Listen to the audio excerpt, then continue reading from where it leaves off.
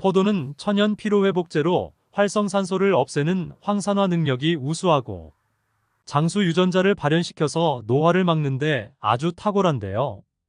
뿐만 아니라 포도는 심장을 튼튼하게 하며 암을 발생하는 4단계에서 모두 발암을 차단하는 작용이 있습니다. 그렇다면 포도를 드실 때 보통 어떻게 드시나요?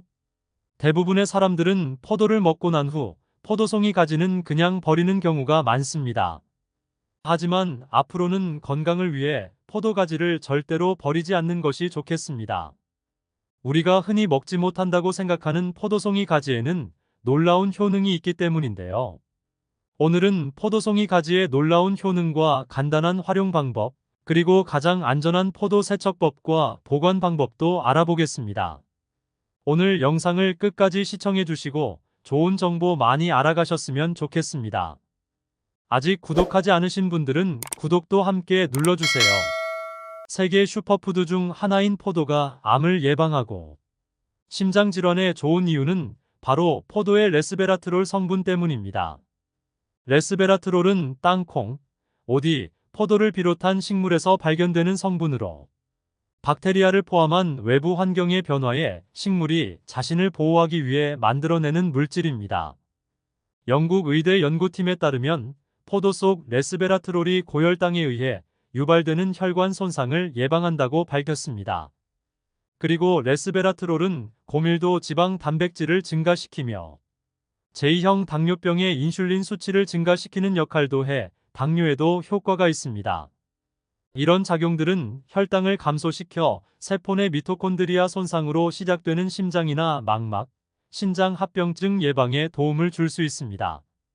레스베라트롤은 다른 항산화 물질과는 달리 뇌와 신경계도 보호하기 때문에 치매 예방은 물론 전반적인 뇌 건강에도 좋습니다. 그렇기 때문에 특별한 질환이 없더라도 중장년층의 건강관리에 큰 도움을 줄 수 있는 성분인데요. 대부분의 포도에는 레스베라트롤이 함유되어 있으며 특히 색이 검고 진할수록 그 함량이 더욱 높다고 합니다. 이렇게 몸에 이로운 물질이 풍부한 포도는 껍질뿐만 아니라 가지까지도 모두 활용할 수 있어 오늘 소개해드리려고 하는데요. 오히려 주로 먹는 포도 과육이나 씨 껍질보다는 포도송이 가지에 엄청난 양의 영양 성분이 숨어 있다고 합니다. 보건환경연구원의 자료에 따르면 포도의 부위별 레스베라트롤 함량을 분석한 결과 포도송이 가지에는 포도씨나 껍질보다 약 17배나 많은 양이 함유되어 있음을 확인하였습니다. 포도의 주 성분인 레스베라트롤의 경우 생과 100g 기준으로 포도 알맹이에서는 거의 없습니다. 그리고 포도 껍질에 3mg, 포도씨에 4mg의 레스베라트롤이 있는 반면 포도가지에 52mg이 함유되어 있어 포도가지는 포도과육보다 약 50배나 많은 레스베라트롤이 들어있다는 사실이 밝혀졌습니다. 또한 포도에는 레스베라트롤 외에 다양한 항산화 성분 폴리페놀이 들어있는데 폴리페놀의 총량은 생과 100g을 기준으로 포도과육에 20mg, 포도 껍질에 240mg, 포도가지에 700mg, 포도씨에 1439mg으로 껍질, 가지, 씨앗 부위로 갈수록 함유량이 대폭 증가합니다. 하지만 과육은 달콤하고 먹기 좋은 반면 가지를 먹는다는 생각은 하기 어려운데요. 이렇게 우리 건강에 많은 도움을 주는 포도송이 가지는 차로 마실 경우 가장 쉽게 섭취가 가능합니다.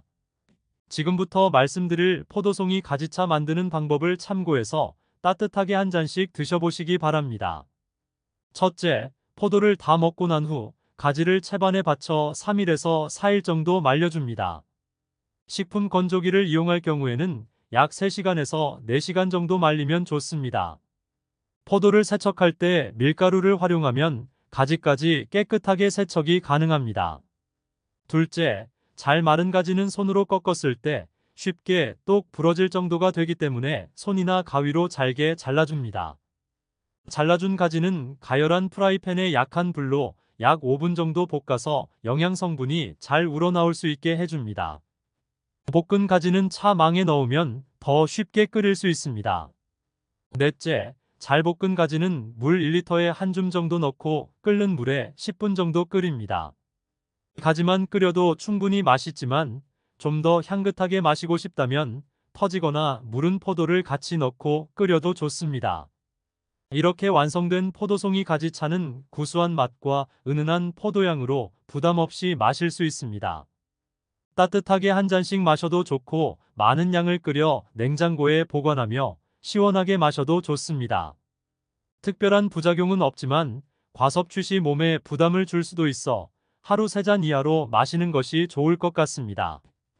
하루 한두 잔 구수한 포도송이 가지차로 건강을 지키시기 바랍니다. 이렇게 포도가지차를 만드는 방법을 말씀드렸는데 만드는 과정 중 포도 세척 방법에 대해 궁금하신 분들도 있으실 텐데요. 잔류 농약 걱정 없는 포도 세척 방법을 소개해드리겠습니다. 포도는 생김새상 알 사이사이까지 세척이 힘든 과일입니다. 껍질이나 가지에 남아있는 잔류 농약이나 보존제를 말끔히 없애기 위해서는 꼼꼼한 세척이 필수인데요. 그렇다고 포도알을 모두 떼어내고 세척하면 물이나 세제가 들어갈 수 있어 주의가 필요합니다. 이런 포도를 껍질째 먹어도 걱정 없도록 세척하는 방법이 있습니다. 바로 밀가루나 베이킹소다를 활용하는 방법입니다. 밀가루와 베이킹소다의 고운 입자는 흡착력이 강해 포도에 묻어있는 잔류 농약을 효과적으로 제거할 수 있는데요. 포도가지를 잘라서 한 송이를 5등분 정도로 자른 후 구석구석 밀가루나 베이킹소다를 골고루 뿌리고 물에 5분간 담가주는데요. 밀가루가 잘 풀리지 않는다면 밀가루를 녹인 물에 포도를 담그는 것도 괜찮습니다. 5분이 지난 후 포도를 흐르는 물에 두세 차례 정도 헹궈주면 포도에 묻어있던 잔류 농약을 말끔히 제거할 수 있겠습니다. 마지막으로 오랫동안 신선하게 포도를 보관하는 방법을 소개해드리겠습니다. 포도는 조금만 관리가 소홀해도 금방 무르고 상하기 쉬운 과일인데요. 하지만 이 방법으로 포도를 보관한다면 많은 양의 포도를 신선하게 보관이 가능합니다. 먼저 냉장 보관법에는 씻지 않고 보관하는 법과 씻어서 보관하는 법을 알려드리겠습니다. 첫 번째는 씻지 않고 보관하는 방법인데요. 포도를 신문지로 잘 감싸주신 후 밀폐용기에 담아 냉장 보관해주세요. 이런 방법이면 신선한 포도는 일주일 이상 보관 가능합니다. 두 번째는 씻어서 보관하는 방법입니다. 먼저 가위로 포도 줄기를 적당한 크기로 잘라주신 후 물에 식초 1큰술과 베이킹소다 1큰술을 풀어 포도를 3분 정도 담가주세요. 다음으로 깨끗한 물에 살살 흔들어 씻은 후 그리고 포도 표면에 물기가 남아있지 않도록 키친타올로 살살 닦아주는 것이 좋습니다. 남아있는 수분이 보관 중 포도를 누르게 하는 원인이기 때문입니다. 물기를 제거한 포도는 키친타올로 한 송이씩 감싸줍니다. 이렇게 포장한 포도는 냉장 보관하고 나무에 달려있을 때처럼 포도 꼭지가 위로 향하게 보관하면 좀 더 신선하게 보관할 수 있습니다. 다음으로는 냉동 보관법입니다. 깨끗이 씻은 포도는 한 알 한 알 떼어주신 후 포도알을 밀폐용기에 담아 냉동 보관해 주시면 포도를 더 신선하고 오랫동안 보관해 버리는 일은 없으실 것입니다. 오늘은 포도송이 가지의 활용법과 올바른 세척법 그리고 보관 방법까지 알아봤습니다.